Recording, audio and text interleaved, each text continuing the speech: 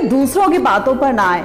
जैसे आप कहीं ऑफिस में जाते हैं या वर्क प्लेस में जाते हैं, सो जैसे आपकी 40s की एज है, सो आपको या तो अंकल कहना शुरू कर देते हैं या आंटी कहना शुरू कर देते हैं, या इस तरीके से लोग बात करते हैं जैसे आपकी एज बहुत हो चली। और जबकि उनकी एज पूछो कि उनकी एज क्या है, सो उनकी एज हो रही होती है खुद की 35 या 32, बट वो आपको अंकल आंटी या इस तरीके से कि आप बहुत बुजुर्ग हो गए या आपकी बहुत एज हो गई, इस तरीके से सरकाज़्म मारते हैं। और उनका एक सरकाज़्म मारने का एक और भी वे होता है, क्योंकि वो उस एज में उतने सक्सेसफुल नहीं होते हैं। हर पर्सन का 40 से एक ऐसा ग्राफ होता है, स्पेशली वर्किंग प्लेस में, कि वो सक्सेस पाने लगता है या बहुत ही अच्छी पोजीशन में आने लगता है। सो बाकी लोग तो वाकई जलेंगे तो है ही है, और वो उस जेलसी में इस तरीके के वर्ड्स को संबोधित करते हैं। लेकिन जो पर्सन उस एज में होता है, जो अपनी 40s में होता है, उसको लगता है यस मेरी एज हो चली, और जबकि उसे ये नहीं पता होता है कि साइकोलॉजिकली किस तरीके से उसको डैमेज करा जा रहा है। द सेम वे फीमेल्स के साथ भी यही चीज होती है वर्क प्लेस में। और चाहे मैं सोसाइटी में बात करूं कि वो एक अपनी जो 40s में आती हैं, सो वो बहुत स्मार्ट हो जाती हैं, उन्हें लगता है कि वो काफ़ी सारी जो अपनी रिस्पॉन्सिबिलिटीज़ होती हैं उनको भी काफ़ी हद तक पूरा कर चुकी होती हैं, यानी कि बच्चे थोड़े थोड़े बड़े हो गए होते हैं और वो स्मार्टली अपने आप को बहुत अच्छे से कैरी कर रही होती हैं। लेकिन अगल बगल के बच्चे या अगल बगल के लोग उनको आंटी कहने से नहीं चूकते।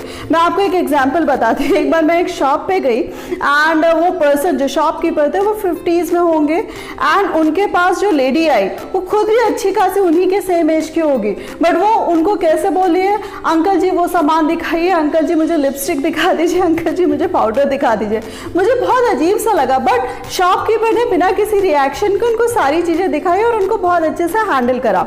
लेडी के जाने के बाद मैंने आस्क्ड टू शॉपकीपर कि ये आपको अंकल जी कह रही थी, आपको खराब नहीं लगा? खुद तो आंटी जी हैं ये।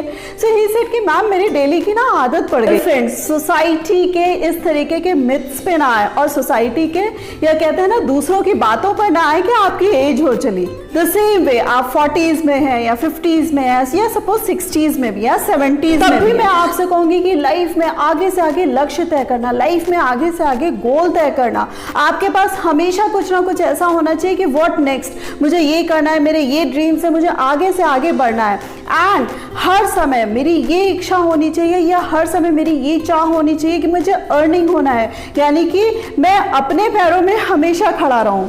सो ये जो कॉन्फिडेंस होता है, जिसे कहते हैं ना अपना पैसा, वो वाकई यंग रखने के लिए काफी होता है। एंड फ्रेंड्स, इसी के साथ थर्ड पॉइंट जो आता है कि always be happy.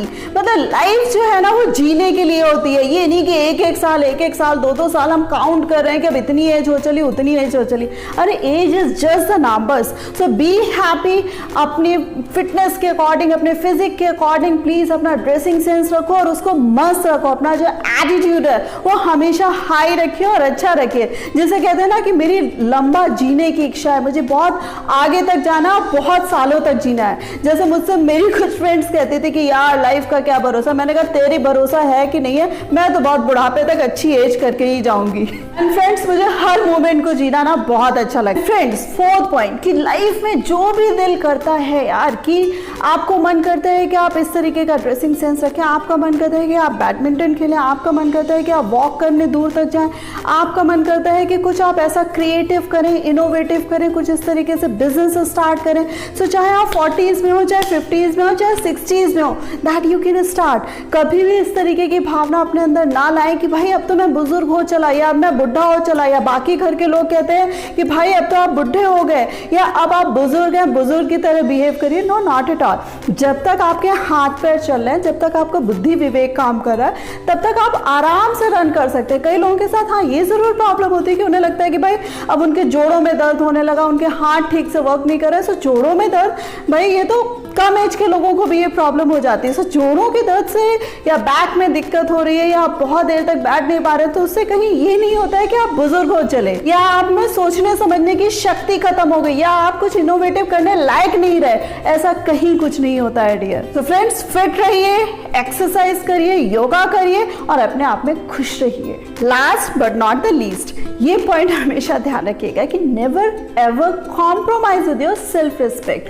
Self respect जिसे कहते कहते हैं ना कि आत्मसम्मान, कि लोग जब कई बार क्या होता है ना कि हमने भी अपने आप को बुजुर्ग मान लिया और घर के और लोगों ने भी बुजुर्ग मान लिया, सो वो कुछ भी बोलते हैं या आप कुछ करने चले सो वो आपको रोक दिया। सो आपको अपनी सेल्फ रिस्पेक्ट मेंटेन करके चलिए कि कहाँ आपको लोगों को फुल स्टॉप लगाना है, कहाँ आपको लोगों को टोकना है कि नहीं भाई मेरे साथ ये स्टेटमेंट नहीं चलेगा। सो फ्रेंड्स, टॉपिक को समराइज करते हुए कि हमेशा अपने जो डिसीजन मेकर हैं वो स्वयं बने, हमेशा जिसे कहते हैं ना अपने अर्नर खुद बने, कि आपको दूसरों के आगे हाथ ना फैलाने पड़े। जहां आपने दूसरों से पैसे मांगने शुरू करे ना, वैसे ही आप बुजुर्ग हो जाते हैं और वैसे ही अगले आपके ऊपर कुछ ना कुछ अपनी मर्जियां थोपने लगते हैं। सो आपको कोशिश करनी है कि आप जिस भी एज ग्रुप में हैं आप कुछ ना कुछ अर्निंग हो, आप कुछ ना कुछ अपने आप को बिजी रखें और आपके पास इतना टाइम नहीं होना चाहिए कि आप दूसरों को कान दे रहे हैं कि कोई कुछ भी बोल रहा है और आप उसी में सोच रहे हैं। So friends, this is the life. ये जो लाइफ है बहुत खूबसूरत है